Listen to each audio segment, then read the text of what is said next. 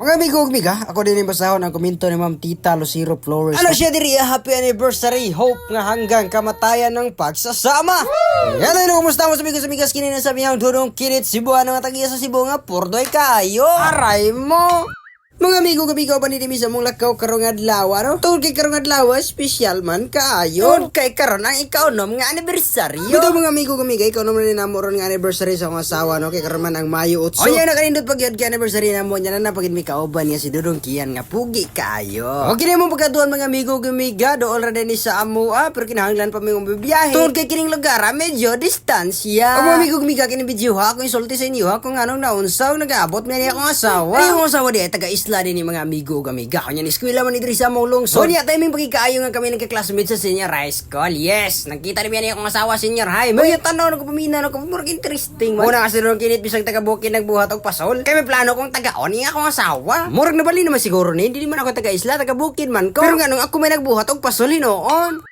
Bito mga amigo, bigyan classmate man akong asawa sa senior high school, grade 11 ako ni siyang gidiskartian. Pero ambo to kung sana limot ko kung sa to kung diskarte niya. Kini lagi bisag yagit ka ita pero confident kayo ta. Pero sa to pag diskarte mga amigo, wala din na dito sa go to. Siyempre abot pa na upila ka to. O na nga tong higayunan na friendson pag inyo ang dudong kinit no. Pero may magkukuy ka to mga amigo, na halaan na gaming mga kuya pero pag abot na lang yun og tuig kapin. Unsa man ni akong anak dere nga nagtiabo naman ni unsa kay problema ni nga busog man tani. O katong buday yun ang sugilanon sa pagminahalain namong duha. Bito mga amigo, og wala mabuto ko sa katuig kape no pag human sa pag-abot sa pandemic kini ay. Kaya wa man ni siya madayon og uli sa lahat on kay nag-lockdown naman to. O na nga diri kini siya sa among lungsod niya ako dito pud mo sa Bukid di pud kay kalakaw-lakaw lagi. Gamit ra tani ang cellphone namong duha aton kat-kat ko sa bungtod aron mapa-signal niya magtawag me. Unya siya akong pagsagkasagka dito sa bungtod bisag tungang gabi no naabot gina panahon nga gisugot lagi ko niya. O syempre yun doon kini perti pa taw lipaya og mo na anniversary namo karon mga amigo og bigay. Magyanda diri dili kay na ingon bongga pero sunod kayo kay sa una mo gud mo share nga among anniversary lagi og gayo me to siya sa isla niya ako na adri sa among lungsod sa Tuburan. Karon na desisyon mo share nga siyempre magbanding-banding sa mi kauban akong gamay nga pamilya. Salamat di kami sa Ginoo nga naabot kita may og lain pagkatuigan kung ta dungagan pa no ganto duna pa tay ginhawa unta kami pod mag-uban. Kuyog nga among anak nga si Dudong Kian.